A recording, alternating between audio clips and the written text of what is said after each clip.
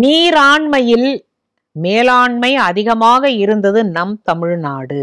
எதை வச்சு சொல்றேன் அப்படின்னு கேட்டா, இந்த மடையரை வச்சுதான். எல்லா இடத்துலயும் ஏரிகள் இருக்கும் பாசனத்திற்காக. நல்லா நிரம்பி இருக்கிற போது ஒருத்தன் வருவான், அவன் அதுக்குன்னே பழக்கப்பட்டவனாக இருப்பான். இன்னைக்கு நீங்க சொல்றீங்கல்ல குழாய், அதை இங்கே இருந்து அங்க விட்டு இருக்கிறோம், இதை திறந்து விட்டுருக்கோம், ஸ்லூயிஸ் திறக்கிறோங்கிறீங்கல்ல, ஸ்லூயிஸ் அதெல்லாம் இல்லை. நல்ல வைரம் பாய்ந்த ஒரு மரக்கட்டையை எடுத்து உள்ளே குடைந்து விடுவார்கள். குடைஞ்சா குழா மாதிரி ஆயிடுமா?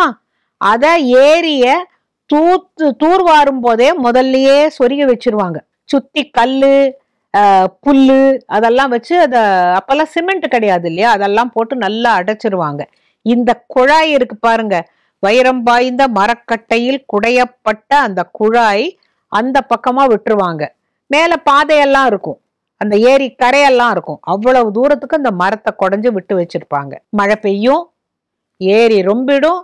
ஆஹா, ஊர் உடைச்சுக்கிட்டு இப்ப அப்படியே ஊரெல்லாம் முழுக போறதுங்கிற நிலை வரும்பொழுது மடையா அப்படின்னு கூப்பிடுவாங்க. அவன் தான் மடையை பார்த்து கொள்பவன், அவன் தான் மடையன். உண்மையில அந்த மடையனை நினைச்சா நம்ம கையெடுத்து கும்பிடணும். இந்த ஏரி ஓரத்துல எல்லாம் மடக்கருப்ப சாமின்னு இருக்கும். மடக்கருப்பல்லவர், மடையர்களை காப்பாற்றுகின்ற கருப்பர். கருப்பா என்னை காப்பாத்து, இப்ப ஏரி உடைச்சுக்காம இருக்கணும்னா நான் என்ன செய்யணும்? இந்த தண்ணிக்குள்ள குதிச்சு மூச்சை அடக்கி கீழே போய் இந்த மடைய நான் திறந்து விடணும். இந்த புல்லுகள்லாம் போட்டு அடைச்சு வச்சிருக்காங்க இல்லையா, அதை அப்படியே இந்த மூச்சை அடக்கி எல்லாத்தையும் எடுத்து விட்டேன்னா இந்த தண்ணி வேகமா அடுத்த பக்கம் போகும், அவனை அடிச்சுன்னு போயிடக்கூடாது. அதுக்காக எவ்வளவு ஜாக்கிரதையா அவன் அங்க இருக்கிற ஏதோ ஒரு பற்றுக்கோடை பிடிச்சுக்கிட்டு விளைஞ்ச ஒரு வேறு ஈரெல்லாம் பிடிச்சுக்கிட்டு இந்த தண்ணிய விடுவான். அப்ப கொஞ்சம் கொஞ்சம் கொஞ்சமா ஏரி தண்ணி இறங்குதாங்கிறத பார்த்துட்டு தான் இவன் மேல வருவான். அந்த மாதிரி ஒரு முறையும் ஏரி நிரம்பி அவனுக்கு அந்த ஊரையே காப்பாத்தணுங்கிற நிலைமை வரும்போது பிள்ளை குட்டிகள்கிட்ட பிரியாவிட சொல்லி கும்பிட்டுட்டு போவானாம்.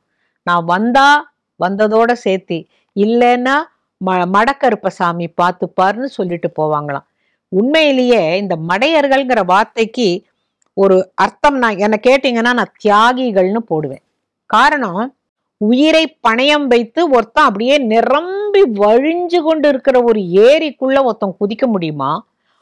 ஆழம் வரைக்கும், எவ்வளவு ஆழம் இருக்கும் அது வரைக்கும் அவன் மூச்சை பிடிச்சுட்டே போய் அந்த அங்க இருக்கிற அந்த குழாய் இருக்குல்ல, இந்த மரக்குழாய், அதை அவன் திறந்து விட்டு இந்த தண்ணி அடுத்த பக்கம் போறது வேகமா போறதுங்கிறத நிச்சயம் பண்ணிட்டு தான் மேல வருவானாம்.